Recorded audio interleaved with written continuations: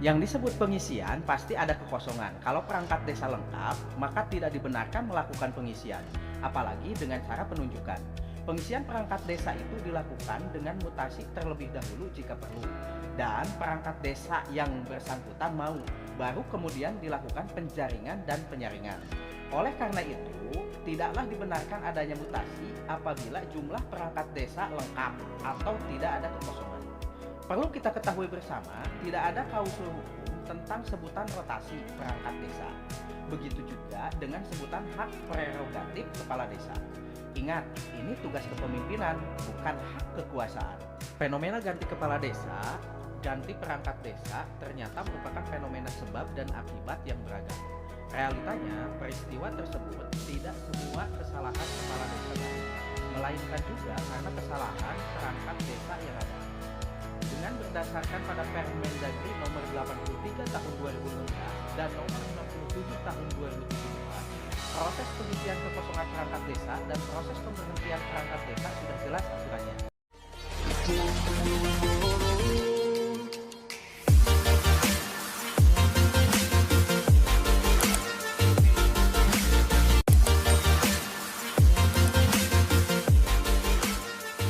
Mari kita cermati kategori berikut. 1. Perangkat desa diangkat dengan proses yang benar, diberhentikan dengan proses yang benar. Ini kategori normal, di mana pemerintah dan masyarakat desa bersama-sama mengerti peraturannya. Yang kedua, diangkat dengan proses yang benar, diberhentikan dengan proses yang salah. Ini kategori yang emosional, di mana faktor suka tidak suka menjadi dominan, sehingga harus dibuat bagaimana bisa diberhentikan. Contoh, seorang perangkat desa diangkat dengan syarat dan proses yang sesuai peraturan. Lalu beliau tidak difungsikan atau dengan proses lain supaya beliau tidak nyaman, lalu dicarilah pasal tidak melaksanakan tugas atau dibiarkan mengundurkan diri. Ketiga, diangkat dengan proses yang salah, diberhentikan dengan proses yang benar. Ini kategori yang rasional, di mana syarat yang tidak terpenuhi dan proses yang salah, maka atas nama peraturan harus diberhentikan oleh kepala desa yang baru. Contoh, seorang perangkat desa diangkat oleh kades sebelumnya dengan cara ditunjuk, maka bagi kades baru wajib memberhentikannya.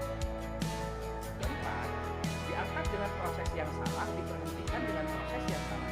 Ini kategori yang abnormal, di mana proses pengangkatan yang salah dan dengan syarat yang tidak terpenuhi, sedangkan syarat pemberhentiannya juga tidak terpenuhi. Contoh, seorang perangkat desa diangkat dengan cara ditunjuk, diberhentikannya pun dengan tidak dikasih surat pemberhentian dan rekomendasi camat, tapi sudah memproses perangkat penggantinya. Sebagai tambahan, perangkat desa yang diangkat di era Undang-Undang Nomor 22 Tahun 1999, syarat pokoknya itu adalah: 1. Penduduk desa yang bersangkutan minimal 6 bulan. Kedua, usia minimal 20 tahun, maksimal 47 tahun. Ketiga, ijazah SMA. Perangkat desa yang diangkat di era Undang-Undang Nomor 32 Tahun 2004, syarat pokoknya yaitu: 1. Penduduk desa yang bersangkutan atau putra desa. Kedua, usia minimal 20 tahun, maksimal 55 tahun. Ketiga, ijazah SMA. Perangkat desa yang diangkat di era Undang-Undang Nomor 6 Tahun 2014, syarat pokoknya yaitu: 1. Warga negara Indonesia.